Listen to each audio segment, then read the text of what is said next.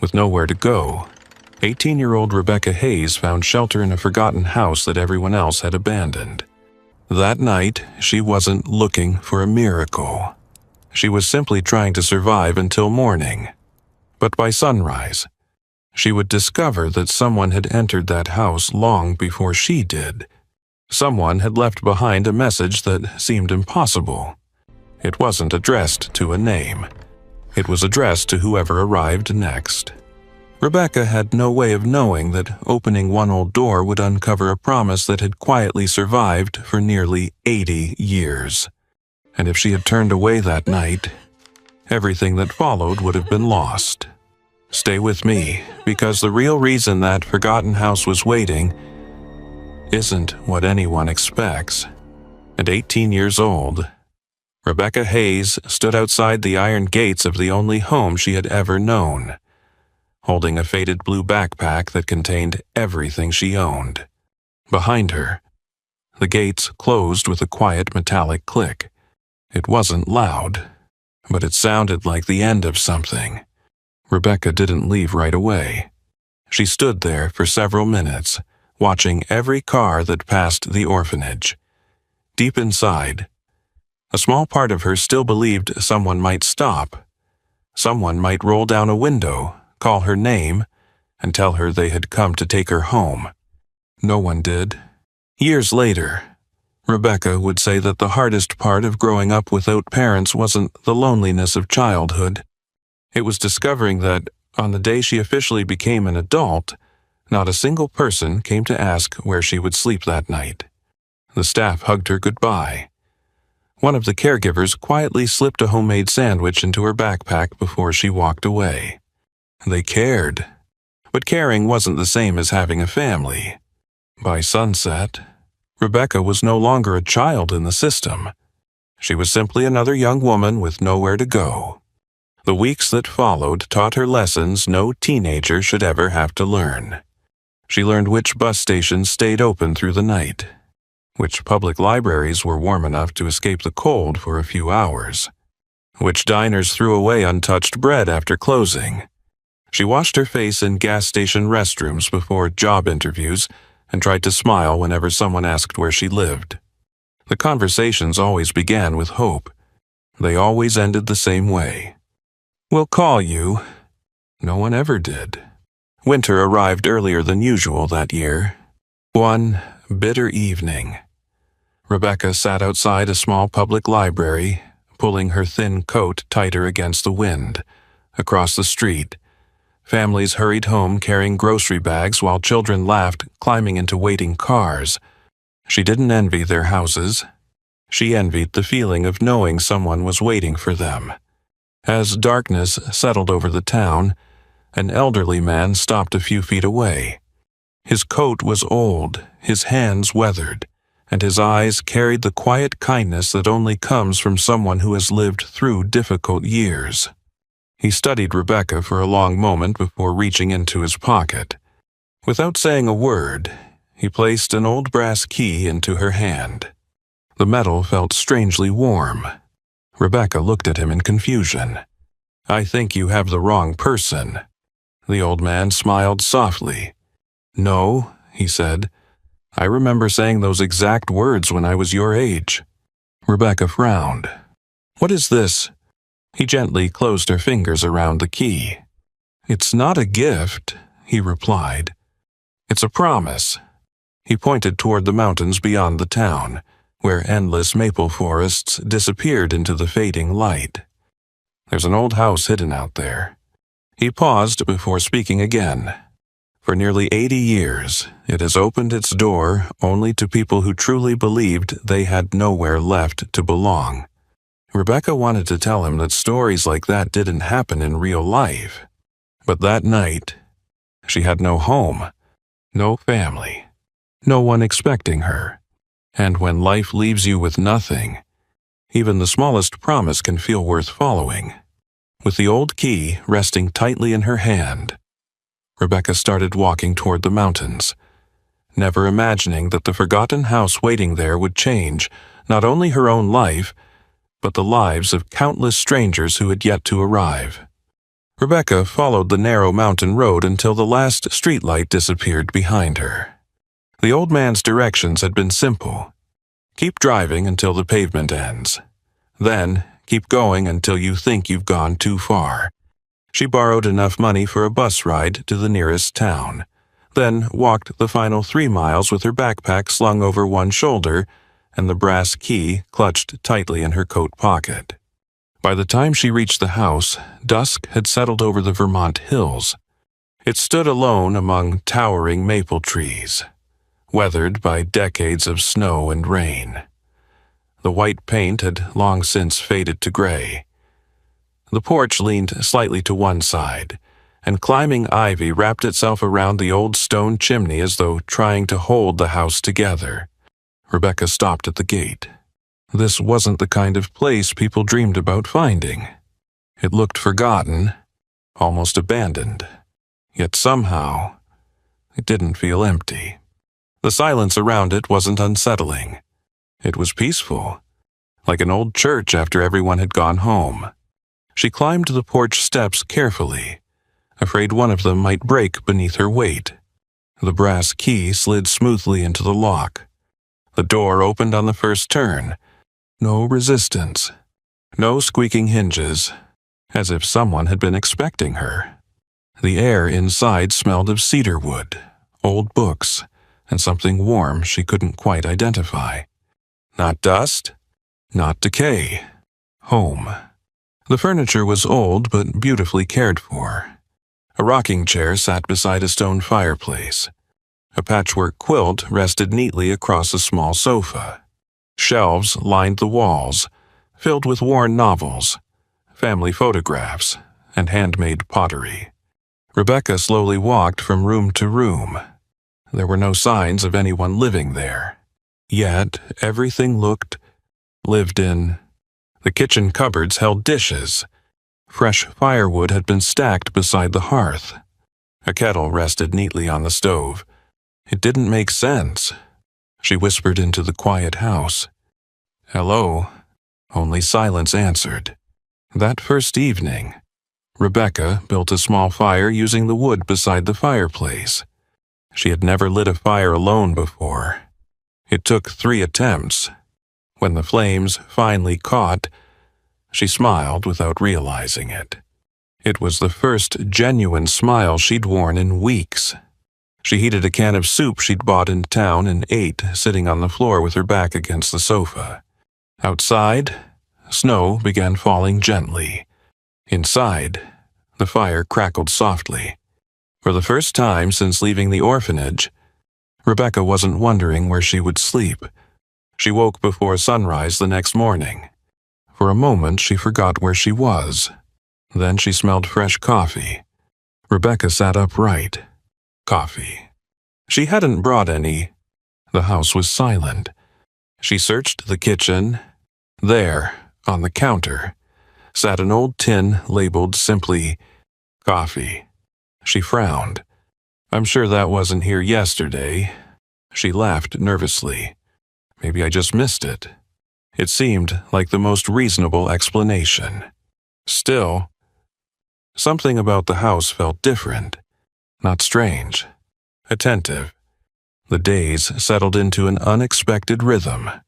Rebecca swept the floors, opened windows to let fresh mountain air inside, carried water from the old hand pump.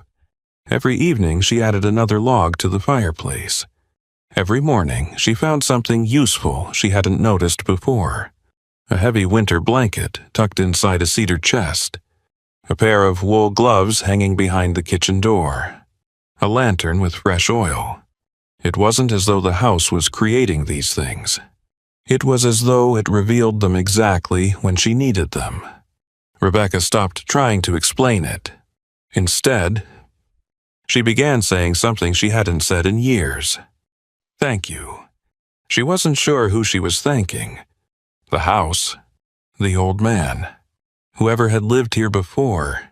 Perhaps all of them. A week later, she decided to clean the upstairs bedrooms. The first 2 were empty except for simple furniture. The third room was different.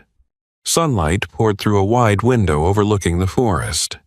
Against one wall stood a beautifully crafted wooden bookshelf. On the shelf sat only one object, a small hand-carved box. Inside lay a folded note. The paper had yellowed with age.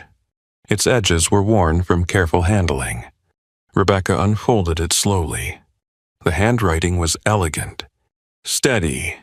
If you have found this house, then life has asked more of you than it should have. Rebecca stopped breathing. She read the first sentence again. Tears filled her eyes before she reached the second. You are safe here. Only 4 words. Yet no one had ever written them to her before. Not once. She sank onto the floor, clutching the letter against her chest. She didn't know who had written it. She didn't know when, but somehow it felt as though the words had been waiting for her all along. That evening, Rebecca carried the note downstairs and placed it carefully beside the fireplace. Outside, snow continued to fall. Inside, the old house settled gently around her, each quiet creak sounding less like age and more like a familiar heartbeat. For the first time since she had walked out of the orphanage gates, Rebecca allowed herself to believe something she had been too afraid to hope. Maybe she hadn't been forgotten after all. Maybe someone had simply been waiting for her to arrive. And somewhere inside the old house, another secret waited patiently, one that would explain why, for nearly 80 years, every lost soul who found this place seemed to leave carrying far more than they had brought. Rebecca Hayes lived in the old house for nearly 2 weeks before she realized something unusual. The silence wasn't empty. It was familiar. Every morning, she woke to the same quiet rhythm. The wind moved gently through the maple trees. The kettle sang as water warmed on the stove. The floorboards answered softly beneath her feet, almost as though the house recognized the places she walked most often. She'd stopped feeling like a stranger. For someone who had spent her entire life moving from one room to another, one foster placement to the next, that feeling was almost impossible to describe. It wasn't happiness. Not yet. It was something gentler. Belonging. One rainy afternoon, Rebecca decided to organize the books lining the shelves in the living room. Most were old novels, a few gardening guides, several history books about Vermont. As she removed the final row, one volume slipped from her hands. It struck the wooden floor with a hollow sound. Not the sound of a book, the sound of wood beneath it. Rebecca frowned. She knelt and tapped the floorboards. One section echoed differently. Curious. She pushed the bookshelf aside just enough to reveal a narrow wooden panel hidden behind it. There was no lock, only a small brass handle darkened by age. She hesitated, then slowly pulled. The panel swung inward. Behind it lay a narrow staircase descending into darkness. The air below wasn't damp or stale like most basements. Instead, it smelled faintly of cedar, paper, and dried lavender. Rebecca lit the old lantern she had found days earlier. Its warm glow revealed a surprisingly neat room beneath the house. Shelves covered every wall. Wooden boxes, photo albums, tin containers, bundles of carefully tied letters. Nothing appeared abandoned. Everything had been preserved with extraordinary care, as though someone had expected another pair of hands to one day discover it. On the far wall hung dozens of framed photographs. Rebecca stepped closer. Young faces smiled back at her. Teenagers, young adults. Some stood proudly beside old pickup trucks. Others wore graduation gowns. A few held babies in their arms. Beneath every photograph was a first name. Nothing more. Thomas, 1951. Mary, 1968. Daniel, 1979. Elena, 1996. Marcus, 2008. Year after year. Generation after generation. Rebecca searched every frame. No last names. No explanations. Only faces. Faces of people who looked as though they had once carried burdens much heavier than their years. Near the center of the room stood an oak table. Resting upon it was a worn leather journal. Unlike everything else, it wasn't locked away. Almost as though it had been left there intentionally. Rebecca opened the cover. The first page contained only one sentence.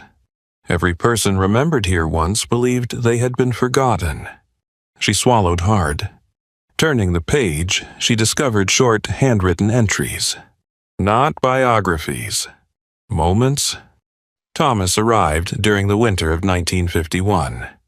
He spoke only 3 words during his first week. Mary laughed for the first time after 27 days. Daniel planted the apple tree before leaving. Helena returned 10 years later with her daughter. No tragedies. No dramatic rescues. Only quiet records of lives slowly rebuilt. Rebecca read for over an hour.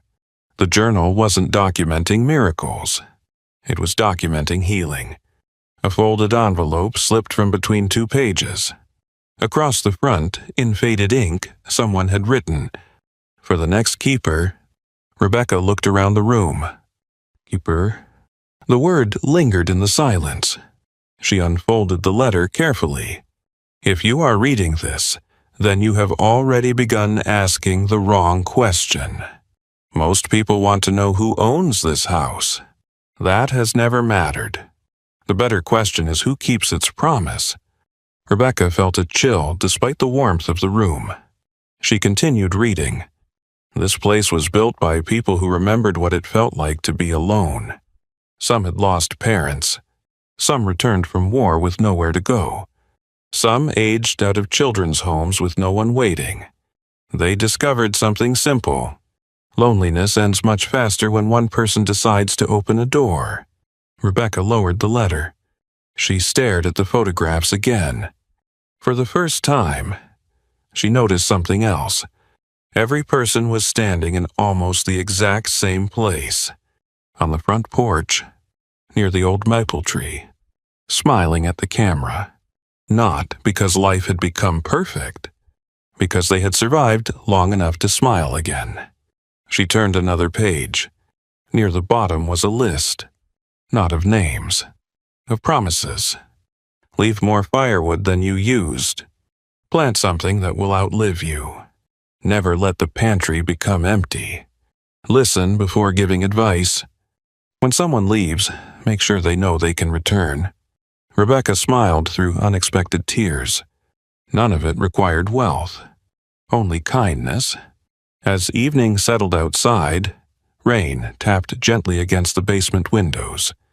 Rebecca closed the journal and looked around once more. The room suddenly felt less like a hidden archive, more like a conversation stretching across generations.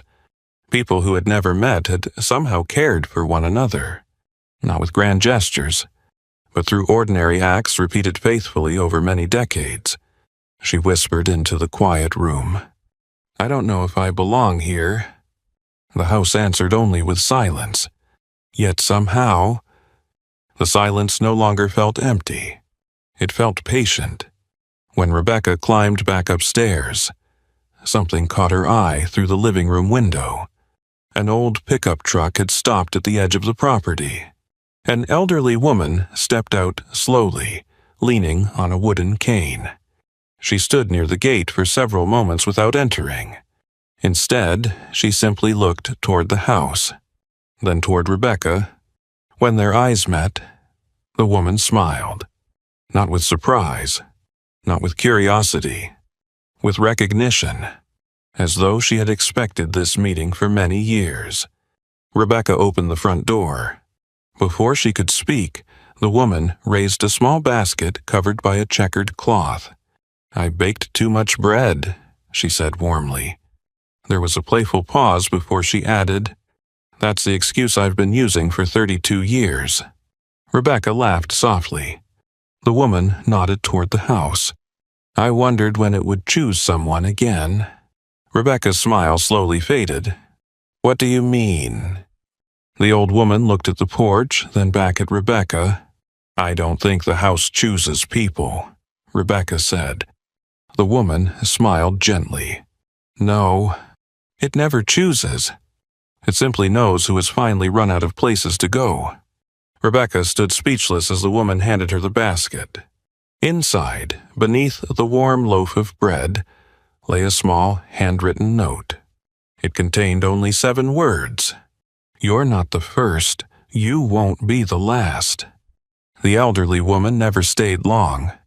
She left the basket of warm bread on the kitchen table, accepted a cup of tea, and spent nearly an hour talking with Rebecca about ordinary things: the weather, the maple trees, the long winters that seemed to arrive earlier every year.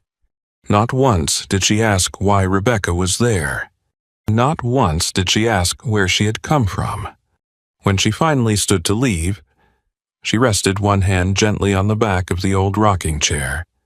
I've learned something about this house, she said. Rebecca waited. It has a way of teaching people not to ask the wrong questions. What do you mean?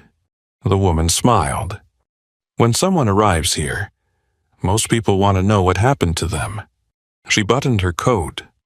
A better question is who they might become.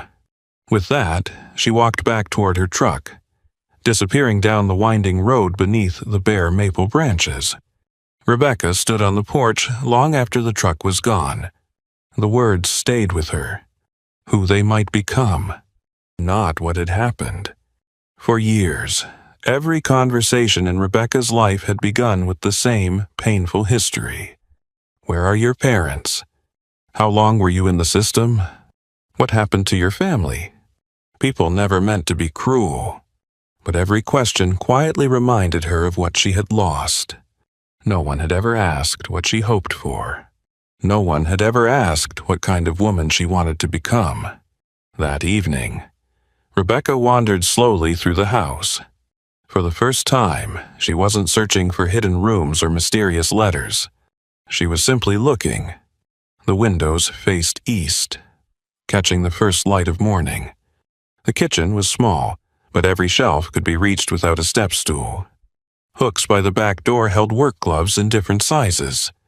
The woodshed sat close enough to the porch that carrying firewood through heavy snow would never require more than a few careful steps. None of it seemed accidental. Someone had thought about tired people. Someone had imagined what life felt like for those arriving with little strength left. Rebecca realized something she hadn't understood before. The house wasn't extraordinary because it was magical. It was extraordinary because someone had built it with compassion. And compassion had survived longer than the people who first imagined it. The next morning, she noticed the front gate hanging slightly crooked. Without thinking much about it, she found a hammer in the shed and spent an hour tightening loose hinges. The work wasn't perfect.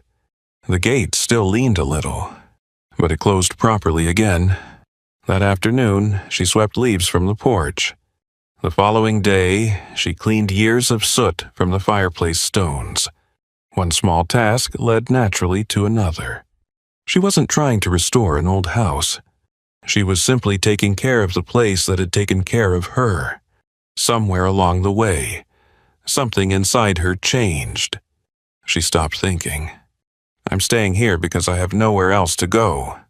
Instead, she caught herself thinking, I'm helping because this place deserves it. The difference was small, but it changed everything. A few days later, Rebecca walked into the nearby town to buy flour and lamp oil. People recognized her. The young woman from the old house. This time, they didn't look away. An elderly cashier smiled as she packed Rebecca's groceries. I was wondering when we'd see someone living there again. Rebecca looked up. You've known about the house. The cashier nodded. Most of us have. Why didn't anyone tell me? The woman paused for a moment before answering. Because every person has to discover it in their own time. Rebecca carried those words home along the snowy road. There seemed to be an unspoken understanding among the people who lived nearby. No one tried to explain the house. No one tried to own its story. They simply protected it by allowing each new arrival to experience it for themselves. That night, Rebecca returned to the hidden room beneath the house. She opened the leather journal again. This time, she wasn't looking for answers. She was looking for names, faces, lives. She stopped at a photograph of a young woman standing on the porch with a little boy holding her hand. Both were smiling. On the back of the picture, someone had written, "Home isn't where my story began. It's where someone believed it could continue." Rebecca closed her eyes. No sentence had ever described her own heart so perfectly. She had spent 18 years believing home was something you either had or didn't have.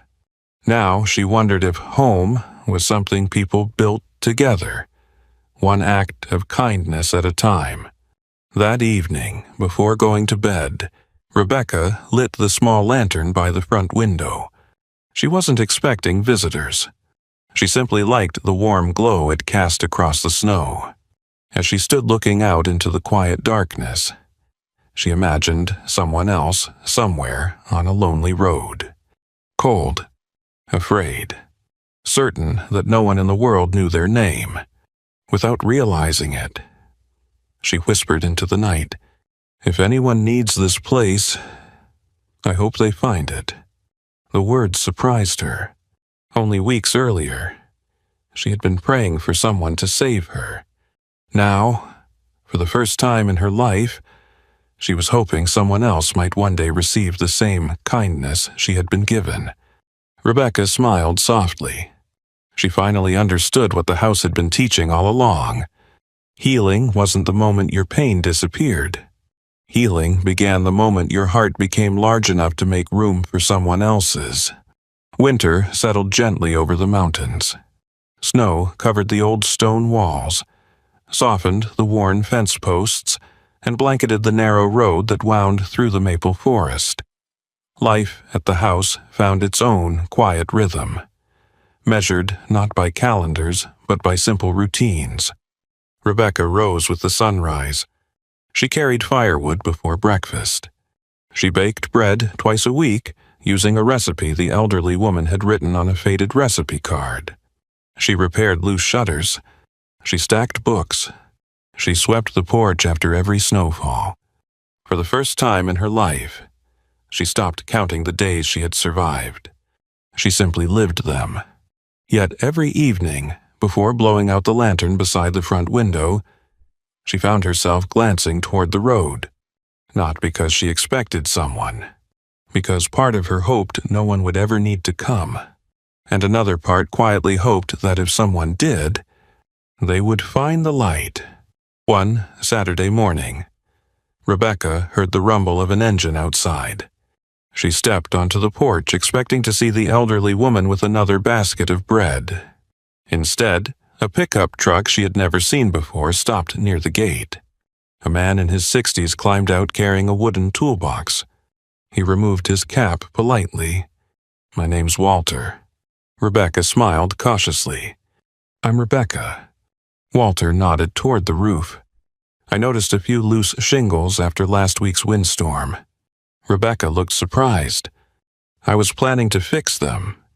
"I know." He smiled. "But it's easier with two people." Without another word, he climbed the ladder. For the next several hours they worked side by side beneath a pale winter sky. Walter rarely spoke. When he did, his words carried the slow confidence of someone who had spent a lifetime building things with his hands. As they packed away the tools, Rebecca finally asked the question that had been lingering in her mind. "How did everyone know I was here?" Walter rested both hands on the toolbox. "We didn't." He looked toward the house. "We simply noticed smoke coming from the chimney again." Rebecca frowned. "So, people have been watching the house." Walter chuckled softly. "Not watching, waiting." Over the following weeks, others appeared. A retired schoolteacher dropped off several boxes of books. A widow brought jars of homemade soup. A former electrician replaced worn wiring in the kitchen. No one acted as though they were doing charity. No one treated Rebecca like someone who needed rescuing. Instead, they behaved as neighbors always had. Each person offered one small piece of themselves before quietly returning home. Rebecca began to understand something remarkable. The house hadn't survived 80 years because it was extraordinary. It had survived because ordinary people refused to let it disappear. One snowy afternoon, Walter returned carrying an old wooden crate. "I think these belong here." Inside were dozens of neatly labeled seed packets. Tomatoes, beans, squash, wildflowers. At the bottom lay another envelope. Rebecca unfolded it carefully. Inside was a simple garden plan drawn by hand. Across the top, someone had written, "Always plant more than you think you'll need." She looked up. "For who?" Walter smiled. "You'll understand in spring." By March, the snow had begun to melt.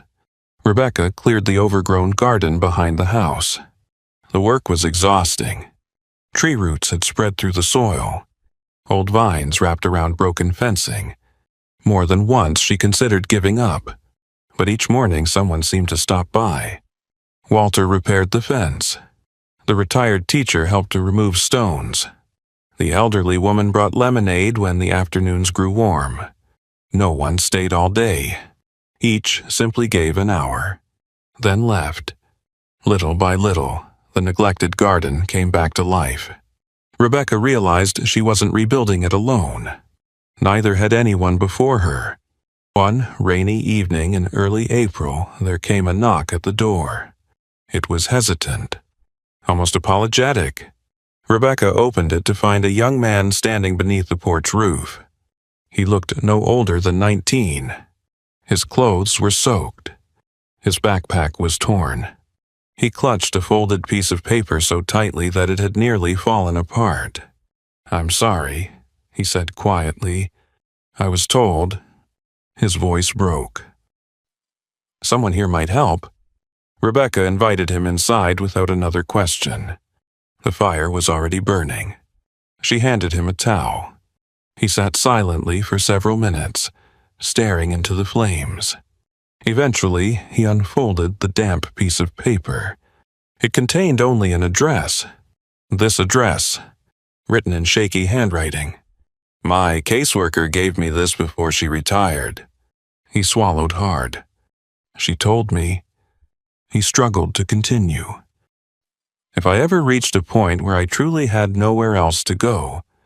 He looked around the room. "I should come here."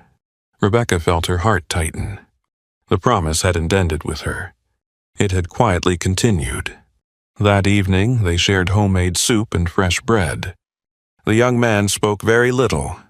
Rebecca didn't ask about his past. She remembered how exhausting it felt when strangers expected you to explain your pain before they offered kindness. Instead, she showed him where extra blankets were kept. She pointed to the upstairs bedroom with the morning sunlight. "The room is yours." He looked confused. "Don't you want to know what happened?" Rebecca smiled gently. "When you're ready to tell me, I'll listen.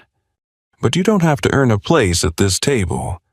For a long moment, neither of them spoke. Then tears rolled silently down the young man's face.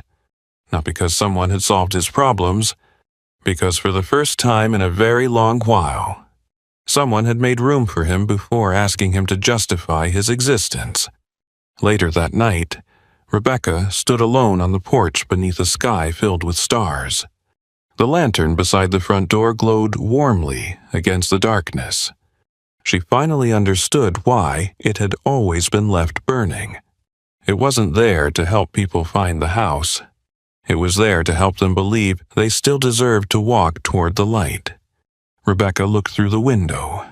Inside, the young man had already fallen asleep in the rocking chair, wrapped in the same patchwork quilt that had warmed her first night there. She smiled. Months earlier, she had arrived believing she was searching for shelter. Now she understood. The house had never been asking her simply to stay. It had been preparing her for the moment someone else would knock on the door. And without realizing it, Rebecca had already become part of the promise she once thought belonged to someone else. The seasons changed quietly around the old house. The snow that had once buried the front porch gave way to wildflowers along the stone path. Spring became summer, and the maple trees that had stood bare now spread wide green branches over the roof like protective hands. Rebecca often caught herself smiling for no reason at all. That surprised her. For years, happiness had always felt temporary, something borrowed from a good moment before life took it back. Now it arrived in ordinary ways. Fresh bread cooling on the windowsill, the sound of rain on the roof, the laughter of the young man who had arrived one stormy night, now helping Walter repair a broken fence. Life wasn't perfect. It was simply peaceful. And after everything she had lived through, peace felt like its own kind of miracle. One afternoon, Rebecca was sorting old papers in the study when she found a weathered envelope tucked inside a drawer. Unlike the letters in the hidden room, this one wasn't addressed to anyone. Across the front, someone had written only 3 words: "Rid when ready." Inside was a single sheet of paper. The handwriting belonged to someone she had never met. "One day you'll stop asking whether you deserved to stay here. When that day comes, you'll begin asking whether someone else needs this place more than you do. That's when you'll know your healing has truly begun." Rebecca folded the letter slowly. Months earlier, she would have read those words and thought only about herself. Now her first thought was the young man upstairs, then Walter, then the retired teacher, then the elderly woman who still arrived every Sunday with fresh bread, insisting she had baked too much. Without realizing it, Rebecca's world had grown larger than her own pain. That summer, the garden produced more vegetables than the house could possibly use. Tomatoes ripened by the dozens. Beans climbed their wooden poles. Herbs filled the air with the scent of rosemary and basil. Walter looked over the overflowing harvest and laughed. "I told you to plant more than you needed." Rebecca smiled. "I thought you were talking about vegetables." Walter shook his head gently. "I never was." Together, they packed baskets filled with fresh produce. Some went to elderly neighbors who could no longer keep gardens of their own. Some went to the local church pantry. Some found their way to families who had quietly fallen on difficult times. Rebecca noticed something unexpected. The more she gave away, the less afraid she became of having too little. Late one evening, she found the young man sitting alone on the porch. He was staring toward the mountains, turning a small stone over in his hands. "I got a phone call today," he said. Rebecca sat beside him. "A construction company offered me a job." "That's wonderful." He nodded. "It is, but if I take it, I'll have to leave." Rebecca smiled warmly. "I always hoped you would." He looked surprised. "You want me to go. I want you to have a life that's bigger than this house." Silence settled between them. Finally, he asked, "Were you afraid to leave?" Rebecca looked across the valley where the first stars were beginning to appear.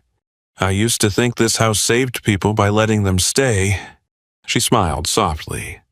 "I think it actually saves people by giving them the courage to leave."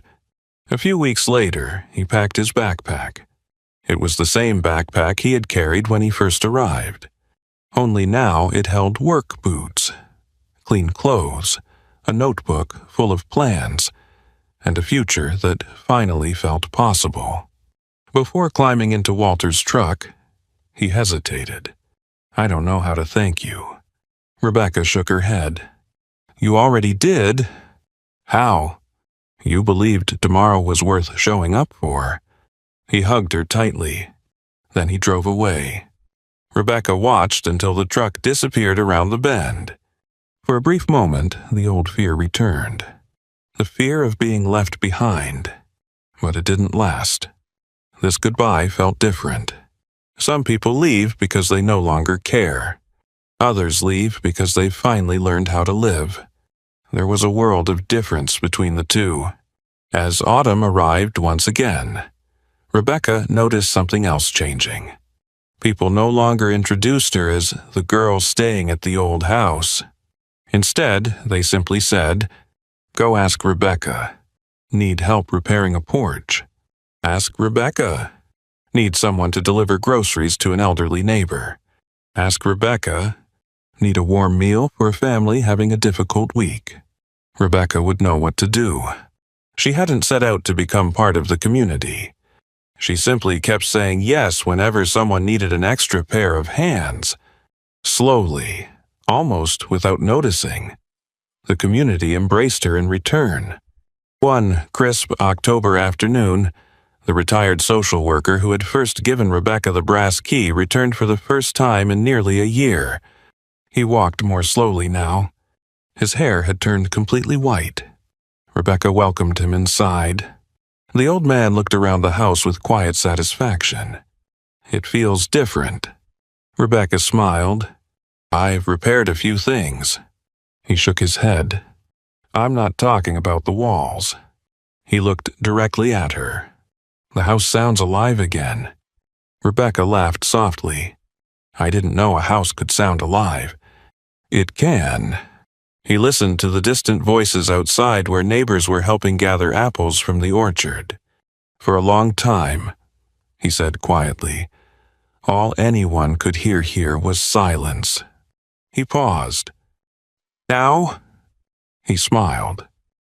"I hear people." Before leaving, the old man placed a small wooden box on the kitchen table. "I've been carrying this for many years." Rebecca opened it carefully. Inside lay another brass key. It looked almost identical to the one she already carried. She looked up in confusion. "What is this for?" The old man's expression grew thoughtful. "It isn't for a door." Rebecca waited. He smiled gently. "It's for a day that hasn't arrived yet." He rested his hand over hers. "One day, someone will stand where you once stood. They'll believe no one in this world is waiting for them. When that day comes," he nodded toward the box, "you'll know exactly what to do." For several moments, neither of them spoke. Rebecca looked down at the second key resting quietly in the box. Months earlier, she had believed the greatest gift she'd ever received was a place to stay. Now she understood the greater gift had never been the house. It had been trust. Someone, long before she arrived, had believed that one day she would become strong enough to carry hope for another stranger. And for the first time in her life, Rebecca believed they had been right. Years passed. Not quickly. Not dramatically. They passed the way meaningful years often do through ordinary mornings. Long winters, shared meals, and countless small acts of kindness that would never make the evening news. Rebecca Hayes grew older within the walls of the old house. The faded blue backpack she had carried through the orphanage gates on her 18th birthday still rested inside a cedar chest upstairs. She could have thrown it away years ago. She never did. It reminded her of the frightened young woman she once was. Cold, hungry, watching every passing car, hoping someone might stop and say they had come for her. Sometimes, late at night, Rebecca would open that old chest and gently run her fingers across the worn fabric. Not because she missed those days, because she never wanted to forget what it felt like to believe no one was coming. That memory quietly guided every choice she made. The house changed with her. The roof was repaired. The porch stood straight again. Fresh white paint covered the weathered siding, though Rebecca insisted on leaving one small section near the back door untouched. One afternoon, Walter asked why. "So no one forgets what this place survived," she answered. The garden stretched far beyond the original fence. Apple trees replaced tangled weeds. A long wooden table stood beneath the largest maple tree, large enough for anyone who arrived hungry. And people kept arriving. Some carried backpacks. Some carried cardboard boxes. Some carried nothing at all. Young adults who had aged out of foster care. Veterans returning to empty apartments. Widows who had nowhere else to go. Families trying to rebuild after losing everything to illness or fire. Rebecca never asked anyone to prove they deserved help. Pain didn't need paperwork. Loneliness didn't require an explanation. The house offered every visitor the same simple gifts it had once offered her. A door that opened, a warm bed, a hot meal, and something even more precious. Time. Time to rest, time to breathe, time to remember who they had been before fear convinced them they were worthless. One quiet winter morning, the retired social worker who had placed the brass key into Rebecca's hand passed away peacefully. His name was Arthur Bell. For years, Rebecca had known him simply as the kind old man who had changed her life. Only after his passing did she learn the rest of his story. Arthur had once stood exactly where she had, as a frightened 17-year-old. He had arrived at the house after running away from a boys' home where kindness was almost unknown. He stayed just over a year. Then he left. He worked nights, finished school, eventually became a social worker because he wanted to stand beside young people during the exact moment the rest of the world quietly walked away. At his funeral, the church overflowed with people. Teachers, mechanics, nurses, parents, grandparents, business owners. Many had successful lives. Some had little money, yet every one of them shared the same story. At some point in their darkest season, Arthur had opened a door. After the service, the family handed Rebecca a sealed envelope Arthur had left behind. She waited until she returned home before opening it. Sitting beside the fireplace, with snow drifting softly outside the window, she unfolded the letter. It began, "Dear Rebecca, people may one day tell you that you saved this house. Don't believe them. Houses survive because every generation decides the promise is still worth keeping." Rebecca paused, tears blurring the page. She continued reading. "One day you'll become tired. You'll wonder whether you've given enough. When that day comes, remember this. You were never asked to carry everyone. You were only asked to keep the door open long enough for the next person to learn how." At the bottom of the page, Arthur had written one final sentence. The key was never meant to stay in one hand. Rebecca pressed the letter against her heart. She cried, not from despair, but from gratitude. Someone had believed in the woman she would become long before she had believed in herself. 20 years after Rebecca first unlocked the front door, the old house was no longer a mystery hidden in the mountains. It had quietly become a community home supported by former residents, local churches, retired craftsmen, teachers, and neighbors. Some donated money. Others donated time. Some repaired windows. Some taught cooking. Some simply sat beside frightened strangers and listened. Walter, now walking with a cane, still came every Thursday. He joked that the porch steps always needed fixing. Rebecca knew the truth. He simply liked hearing laughter echo through the house again. The elderly woman who had once brought bread every Sunday had passed away several years earlier, but her handwritten recipe still hung above the kitchen counter. Every Sunday, someone baked one more loaf than the house needed, just in case another traveler appeared. One rainy autumn evening, Rebecca stood by the front window watching mist roll across the Vermont hills. Silver strands had begun to appear in her hair. Fine lines rested gently around her eyes. On the mantel sat the small wooden box Arthur had entrusted to her years before. Inside rested the second brass key. She had often wondered who it belonged to. That evening, there was a knock at the door. Rebecca opened it. Standing on the porch was a young woman, perhaps 18 or 19. Her coat was far too thin. A worn backpack hung from one shoulder. She looked exhausted. She was trying very hard not to cry. "Someone gave me this address," she whispered. Rebecca glanced toward the road. No car, no family, no one waiting. For one brief moment, she saw herself standing outside the orphanage gates all those years ago. She remembered the sound of the gate closing behind her, the passing headlights, the homemade sandwich hidden inside her backpack, the freezing library steps, and an elderly man placing an old brass key into her trembling hand. Rebecca stepped aside and smiled. "There's soup on the stove." The young woman hesitated. "Don't you want to know who I am?" Rebecca's smile grew warmer. "We have plenty of time for names." The young woman slowly stepped inside. The house seemed to welcome her the same quiet way it had welcomed Rebecca years before. Not with magic, but with peace, like tired arms that had learned how to embrace another weary soul. Later that night, after the young woman had fallen asleep upstairs, Rebecca opened Arthur's wooden box. She picked up the second brass key and held it in her hand. At last, she understood. The key wasn't meant for the frightened girl sleeping upstairs. Not yet. It was meant for the day that girl became strong enough to place it into someone else's hand. That was how the promise endured.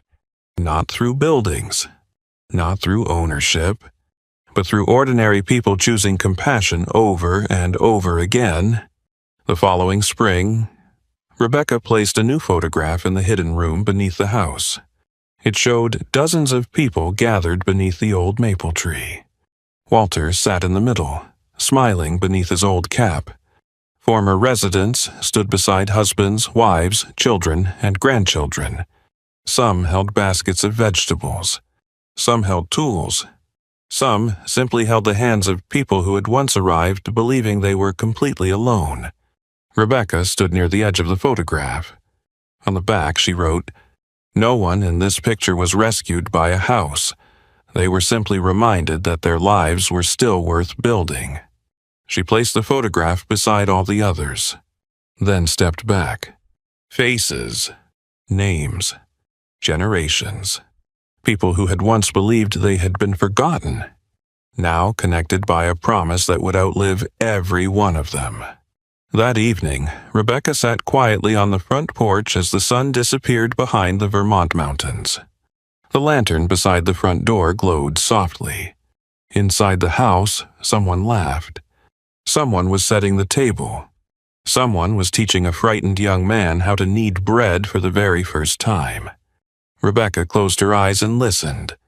For most of her life, she had believed family was something you were born into. Now she understood. Sometimes family was built slowly. One meal, one winter, one open door at a time. The old house had never promised to erase sorrow. It had promised something far more powerful, that no one would have to carry it alone. Just then, another pair of headlights appeared at the end of the road. The vehicle slowed near the gate. Rebecca rose to her feet. Behind her, someone quietly asked, "Is someone coming?" Rebecca smiled as she looked toward the light. "Yes," she answered softly. "Someone is coming home." If you've stayed with Rebecca's story until now, you've probably realized this was never really a story about an old house. It was a story about people. About ordinary people who quietly refused to let someone else's loneliness become permanent. When Rebecca walked out of the orphanage at 18, she believed her life had already been decided. No family, no future, no one waiting. But life has a remarkable way of proving us wrong. Sometimes it only takes one person willing to open a door. Arthur did, Walter did. The woman who baked bread every Sunday did.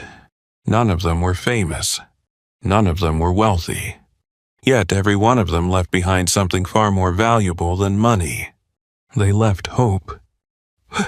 Years later, Rebecca opened the old cedar chest one final time. Inside was the faded blue backpack she had carried the day she left the orphanage.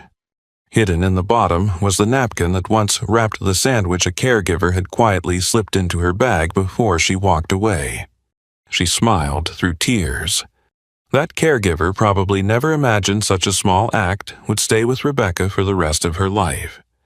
But it did, because kindness is rarely remembered for its size. It's remembered because of the moment it arrives. Before closing the hidden room beneath the house, Rebecca hung one last photograph on the wall. Not a picture of herself, but a photograph of everyone gathered beneath the old maple tree. Arthur, Walter, former residents, neighbors, children, people whose lives had become connected because one person, many years earlier, had decided to leave a porch light on for a stranger. On the back of the photograph, Rebecca wrote, "If you're searching for the hero of this story, don't look for one person. Hope has always belonged to everyone who chose to share it." She smiled, turned off the light, and quietly closed the door. Not because the story had ended, but because she knew someone else would one day open it again. Perhaps that's the lesson this old house was protecting all along. We don't change the world through extraordinary moments.